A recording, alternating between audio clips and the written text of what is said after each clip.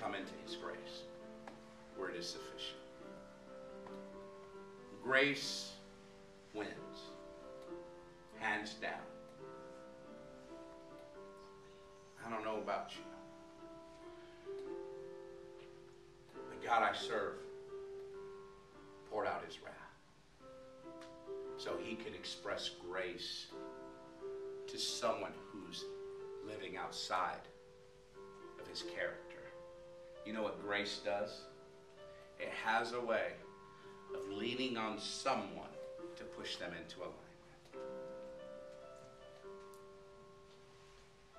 Have you ever heard of a chiropractor? A man who studies bones.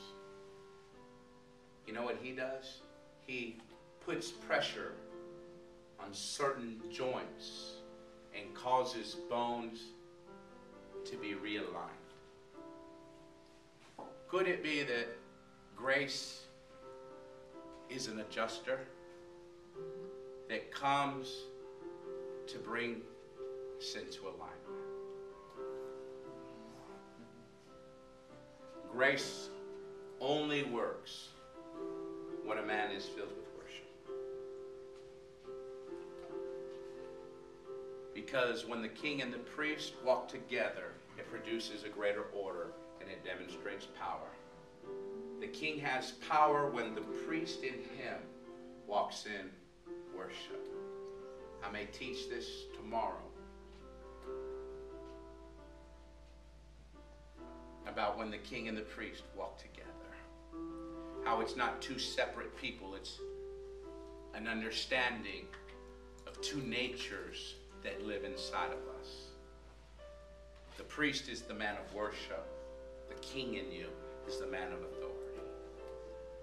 But the king only has authority through you if you're a man of worship.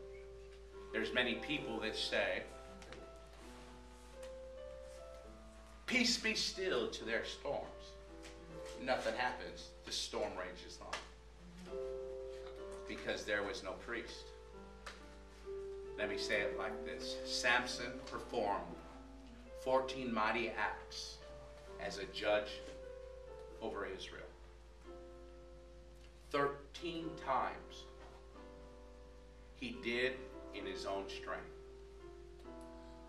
But when he was shaved bald, being made mockery of, walking round around as a grinder in the prison, what happened? Grace came. His hair began to grow. He probably had a fuzzy head. But that fuzz was grace. Watch this. A little lad comes because the Philistines are about to make mockery of him. And so they bring Samson out. And he said, lead me to the temple's center pillars. And the young man leads him there. And Samson cries out and calls on the name of the Lord. First time he said this, Lord, remember me, I pray. That in this moment, my life would bring glory to you. And what did he do? He said the prayer. That was his left hand of consecration. And the first thing he does is he puts him between the pillars and he places his right hand on the pillar post. Because he prayed, he could now operate with power. In his last ditch moment, Lord, remember me, I pray, for the loss of the God-given vision that you placed inside of me. Word remember. It means to call attention to, but even greater, it means put me back together. Grace grew on his head. It put him back together. When grace came, he prayed, returned him to a voice of consecration. Then he demonstrated power, and you know the story. He pushed with all of his might, and his life ended in this position, the cross. And the building collapsed, and in his death, 3,000 Philistines died with him.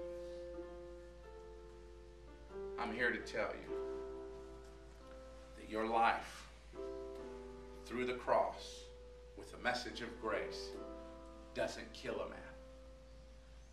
It builds a man.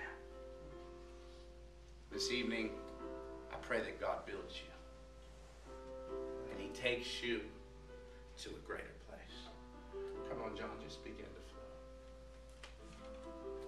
Just close your eyes and begin to think of grace.